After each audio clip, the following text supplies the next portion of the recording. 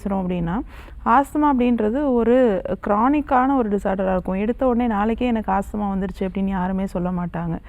சின்ன குழந்தையிலேருந்தே இந்த மூச்சு திணறல் வந்து இருக்குது. டக்குன்னு வந்து இந்த ரொம்ப நாள் வந்து இந்த ப்ரீத்திங்க்காக நம்ம நிறைய வந்து பஃப்போ இன்ஹேலரை யூஸ் பண்ணிகிட்ருக்கோம். அந்த மாதிரி பிரச்சனைகள் தொடர்ந்து வந்து தான் அந்த ஆஸ்துமா இருக்குது அப்படின்றதே வந்து கண்டுபிடிப்பாங்க. ஆஸ்துமா கண்டிஷனில் வந்து பார்த்திங்கன்னா அவங்களுடைய ஏர் பேசேஜஸ் எல்லாமே வந்து உள்ள மியூக்கஸ் டெபாசிஷன் ஆகிறதுனாலையோ இல்லை அதோடைய வீக்கம் காரணமாகவோ உள்ளே இருக்கக்கூடிய குழல்கள் அப்படின்னு அந்த சுவாச குழல்கள் எல்லாமே வந்து சுருங்கின ஒரு டியூபாக வந்து மாறிடும். அதனால என்ன ஆகுதுன்னா உள்ளே இழுத்துட்டு வெளியில் விடக்கூடிய அந்த காற்று சவுண்ட்ஸில் வந்து சில மாறுபாடுகள் இருக்கும். காமனாக ஒரு ப்ராடான ஒரு டியூப்பில் ஏர் போயிட்டு வரும்போது எந்த விதமான சவுண்ட்ஸும் இருக்காது. இதுவே இந்த ஆஸ்துமா கண்டிஷன்ஸ்லேயோ இல்லை சிஓபிடி அப்படின்னு சொல்லக்கூடிய இந்த கண்டிஷன்லேயோ பார்த்திங்கன்னா அப்ஸ்ட்ரக்ஷன் அப்படின்றது ரொம்ப அதிகமாக இருக்கும். நம்மளுடைய பிராங்கஸ் அப்படின்னு சொல்லக்கூடிய அந்த ஏர் பேத்வேஸோட அப்ஸ்ட்ரக்ஷன் அப்படின்றது தான் ஒரு முக்கியமான காரணம். இது ரெண்டும் மட்டும்தான் இந்த அப்ஸ்ட்ரக்ஷன் காரணமாக வரக்கூடிய ப்ரீத்திங் டிஸார்டர். அதனால தான் இதை பற்றி ரொம்ப அதிகமாக பேசுகிறோம். ரொம்ப மூச்சு திணறல் அதிகமாக இருக்கிறதுனால அதோடைய சிம்டம்ஸ் வந்து ரொம்ப வர்சனாக இருக்கும். பேஷண்ட்ஸுக்கு பார்த்திங்கன்னா நமக்கு சுவாசம் அப்படின்றது தான் ரொம்ப முக்கியம். ஒரு 5 நிமிஷம் கூட நம்மளால் சுவாசிக்காமல் இருக்க முடியாது. அந்த மாதிரி ஒரு கண்டிஷனில் தான் இந்த சிஓபிடி அப்படின்ற ஒரு பிரச்சனையோ இல்லை இந்த ஆஸ்துமான்னு சொல்லக்கூடிய இந்த கண்டிஷனோ வந்து வரலாம்.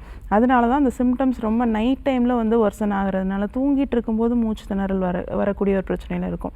சில டைம்ஸ் வந்து இந்த நைட் டைமில் மட்டும் வரக்கூடிய ஸ்லீப் ஏப்னியா அப்படின்னு சொல்லக்கூடிய ஒரு கண்டிஷன் இருக்குது. நைட்டில் மட்டும் மூச்சு திணறல் வரும். மூச்சு வந்து டக்குன்னு சடனாக ஸ்டாப் ஆகிட்டு திருப்பி வந்து ஸ்டார்ட் ஆகும். இந்த மாதிரியான கண்டிஷன் இந்த ஸ்லீப் ஏப்னியான்னு சொல்லக்கூடிய ஒரு கண்டிஷன் இருக்கும். இந்த மாதிரி நிறைய லங் டிஸார்டர்ஸ் இருக்குது. முக்கியமாக இந்த ஆஸ்துமா கண்டிஷன் வரதுக்கு நிறைய ரீசன்ஸ் வந்து இருக்கலாம். நம்ம உள்ளே இழுத்து வெளியில் விடக்கூடிய இந்த காற்று அப்படின்றது ரொம்ப ஒரு பொல்யூஷன் இல்லாத ஒரு காற்றாக இருக்கணும். நிறைய காற்று மாசுபாடு இருக்கிறதுனால புகையோ தூசியோ இல்லை வேறு ஏதாவது வைரல் இன்ஃபெக்ஷன்ஸோ உள்ளே சுவாசிக்கிறோம். அதுவும் நாள்பட சுவாசிச்சுட்டே இருக்கோம் அப்படின்னா தான் நமக்கு இந்த க்ரானிக்கல் லங் டிஸார்டர் அப்படின்றது வந்து வர ஆரம்பிக்கும். அதில் ஒரு முக்கியமான ப்ராப்ளம் அப்படின்றது தான் இந்த ஆஸ்துமா கண்டிஷன். இது தவிர நம்மளுக்கு வெளிப்பக்கமாக சுற்றுச்சூழலேருந்து வரக்கூடிய அந்த மைட்ஸ், டஸ்ட் மைட்ஸாக இருக்கலாம், இல்லை பெட் அனிமல்ஸோடைய ஹேராக இருக்கலாம், இல்லை வேறு ஏதாவது க்ரானிக்காக ஏதாவது கெமிக்கல் இண்டஸ்ட்ரீஸ்லேயோ இல்லை விவசாய நிலங்களில் வேலை பார்க்குறவங்க அந்த பெஸ்டிசைட்ஸ்லாம் அடிக்கும்போது அதுலேருந்து வரக்கூடிய தூசிகளாக இருக்கலாம். இதெல்லாம் கண்டினியூஸாக நம்ம சுவாசிச்சுட்டே இருக்கும்போது அவங்களுடைய மூக்கின் மூலமாக உள்ளே போக ஆரம்பித்து லங்ஸில் போயிட்டு டெபாசிட் ஆக ஆரம்பிக்குது.